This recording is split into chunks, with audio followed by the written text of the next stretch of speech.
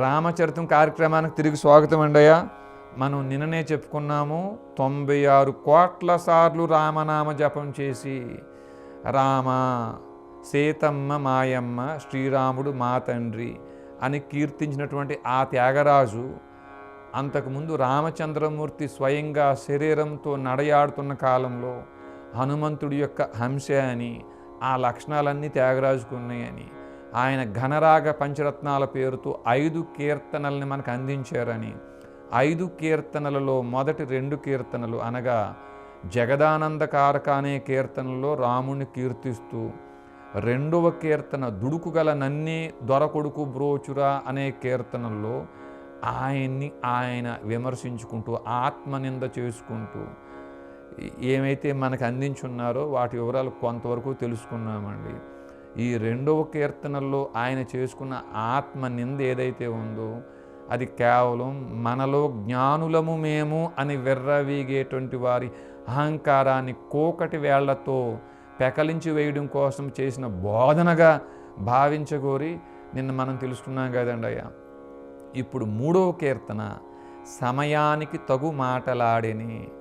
అయ్యా, రాముడు కీర్తనలన్నీ కూడా ఇంచుమించు రామచంద్రమూర్తిని సద్విమర్శ చేస్తూనో పొగుడుతూనో కీర్తిస్తూనో చేసిన కీర్తనలే కదండి అయ్యా. ఈ 3వ కీర్తనలో ఏమంటారండి ఆయన? సమయానికి తగు మాటలాడేని.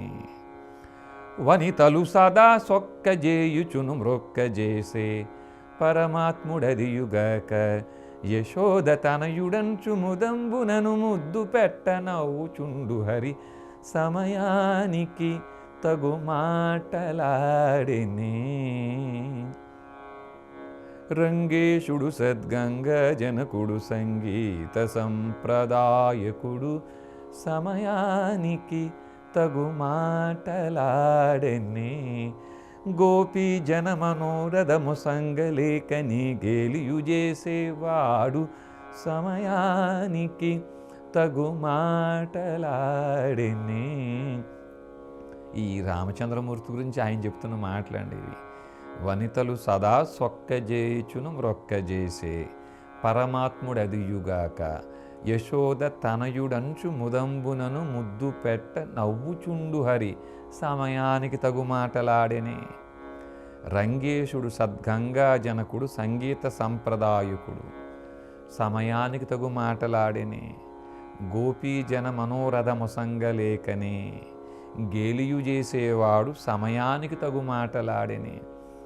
అయ్యా రామచంద్రమూర్తి, నువ్వే పరమాత్ముడు అయ్యుండి కూడా అయ్యా ఎంతమంది అయితే గోపికలు నిన్ను మోహించున్నారో వారందరి కోరికలు తీర్చకుండానే వారిని నువ్వు సమయానికి తగ్గ మాటలు చెప్తున్నావు. ఆ యుగంలో ఒక మాట, ఈ యుగంలో ఒక మాట. నువ్వు గంగాదేవికి తండ్రివి, సంగీతాన్ని సంప్రదాయంగా సంగీత సంప్రదాయకుడు. రంగేశుడు సద్గంగ జనకుడు సంగీత సంప్రదాయకుడు. ఈ సంగీతాన్ని సంప్రదాయంగా కలిగిన నువ్వు, సశబ్ద నిశ్శబ్ద క్రియలను సంప్రదాయంగా కలిగిన నువ్వు, 12 స్వరస్థానాలనే కాదు 12 స్వరస్థానాలు దాటి వివాద వికృత స్వరస్థానముల యొక్క మర్మం తెలిసిన నువ్వు. యశోదాదేవి చిన్న పిల్లవాడు అనుకుని నీకు ముద్దు పెడితే, నేను నీ కొడుకును కాదమ్మా, గంగాదేవికి తండ్రిని, మీ అందరికీ జన్మనిచ్చిన బ్రహ్మదేవుడికి కూడా నేనే తండ్రిని అనే నిజం చెప్పకుండా నువ్వు కూడా తను కొడుగ్గానే నటించి నవ్వుతున్నావయ్యా. వనితలు సదా సొక్కజేయుచును మ్రొక్కజేసే పరమాత్ముడదియుగాక యశోద తనయుడంచు ముదంబునను ముద్దు పెట్ట నవ్వుచుండు హరి సమయానికి తగు మాటలాడెనే. ఆ రామచంద్రుడి యొక్క లీలల్ని ఈ కీర్తనల రూపంలో అయ్యా 2వ కీర్తనల్లో తనని తాను ఆత్మనింద చేసుకుంటూ పలికిన ఆ త్యాగరాజు ఇక్కడ ఈ 3వ కీర్తనలో రామచంద్రుడిని చక్కగా సద్విమర్శ చేస్తూ ఆయన యొక్క లక్షణాలు మనకు తెలియజేస్తున్నాడు.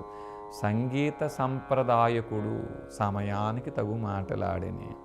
అయ్యా ఇంకా మనం వచ్చే ఎపిసోడ్లో మరింత వివరంగా 4, 5 కీర్తనల్లో ఇంకేమైనా రహస్యాలు చెప్పారా, ఇంకా 3వ కీర్తనల్లో త్యాగరాజుకి శ్రీరామచంద్రమూర్తికి ఏమైనా సంభాషణలు ఇంకేమన్నా జరిగినాయా అనే విషయాలు వివరంగా చెప్పుకునే ప్రయత్నం చేద్దామండి అయ్యా. ఇప్పటికి సెలవు. నేను మీ వీర రాఘవరెడ్డి అయ్యా, స్వరాంధ్రుణ్ణి.